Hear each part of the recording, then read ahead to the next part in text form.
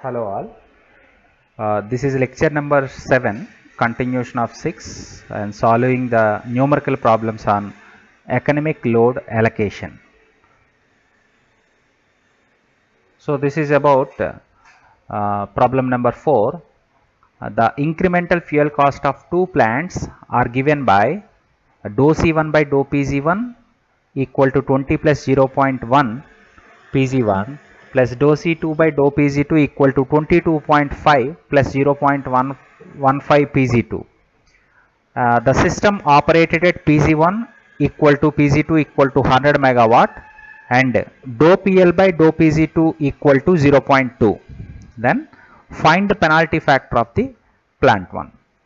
From the given data, we can identify that we have two generating stations and two generating stations incremental fuel cost was given, and the system is operated at individually the Pg1 and Pg2 both are equal and 100 megawatt, and he is given that transmission loss, incremental transmission loss of plant 2, that is 0.2.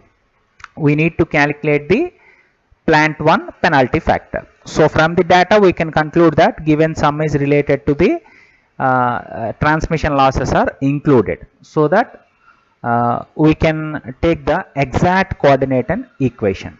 So that is nothing but dou C1 by dou Pg1 L1. L1 indicates the penalty factor of plant 1 is equal to dou C2 by dou Pg2 into L2. L2 indicates the penalty factor of plant 2.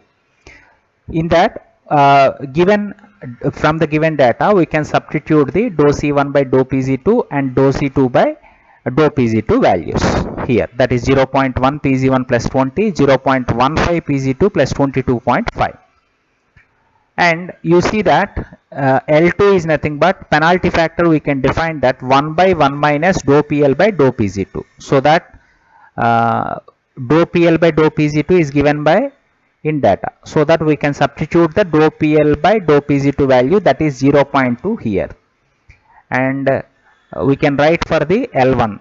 L1 is nothing but penalty factor of plant 1 is a required data, and in given sum Pg1 and Pg2 values are also defined, that is nothing but 100. We can substitute all the values here, we will get the L1 value, that is 1.56, that is the penalty factor of plant 1. And coming to the next problem. So a constant load of 400 megawatt is supplied by two 210 megawatt generators 1 and 2, for which the fuel cost characteristics are given by C1 and C2. The Pg1 and Pg2 are the real power generations, and determine the first bit is the most economical load sharing between the generators. Second bit is saving in rupees per day thereby obtained compared to the equal load sharing between the two generators. So this is the given sum. So from this sum we can identify the data. From this sum we can identify the given data is this is 400 megawatt is nothing but load demand, and this 210 megawatt is nothing but individual plants capability, maximum generation capability is nothing but 210 megawatt.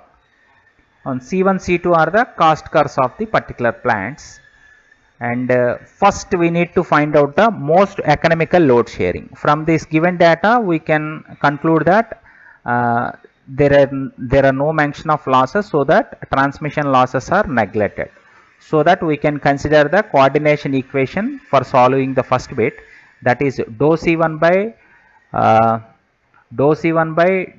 dou Pg1 is equal to dou C2 by dou Pg2.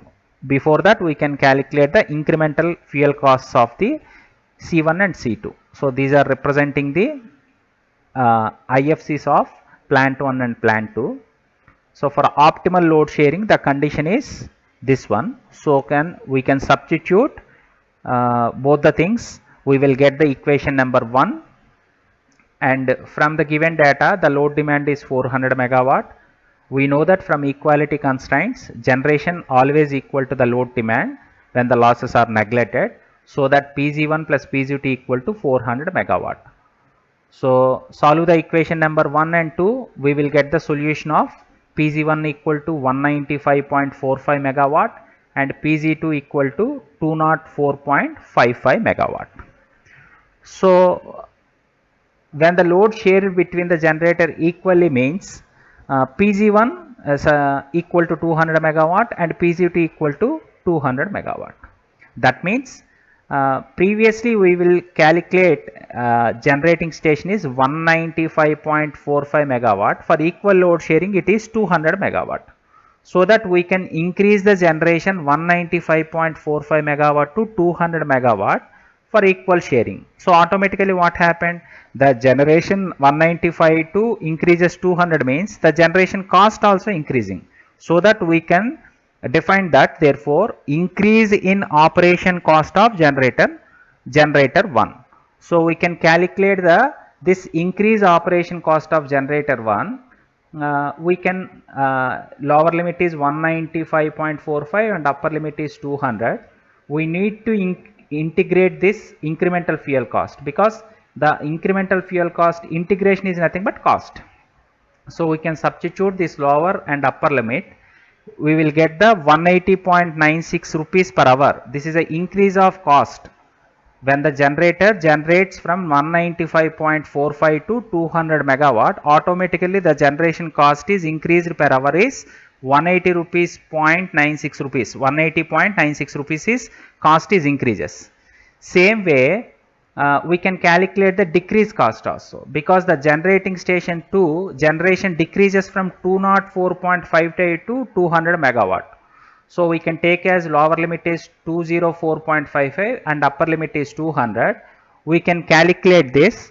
We will get the minus 170.69 rupees per hour. Minus indicates the decrease of cost. Decrease in operating cost of generator 2 is 178.69. Minus indicates the decrease.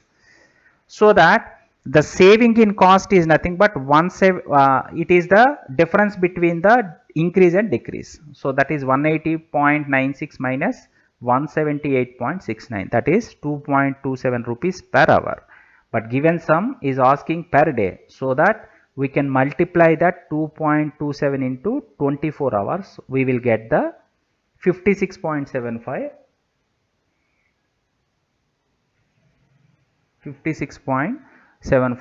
per day. So this is about how we are calculating the savings. And another thing is, this is another example. We can practice your own.